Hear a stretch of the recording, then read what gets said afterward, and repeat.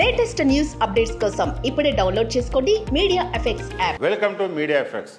Pan India rebel star Prabhas హీరోగా దీపిక పదుకోన, అలాగే దిశ పటాని, అలాగే universal hero Kamal Haasan, Bollywood big B Amitabh Bachchan కలయికలో టాలెంటెడ్ దర్శకుడు నాగ్ అశ్విన్ తెరకెక్కిస్తున్న భారీ పాన్ వరల్డ్ లెవెల్ చిత్రం కల్కి 2898 ఏడి కోసం అందరికీ తెలిసిందే.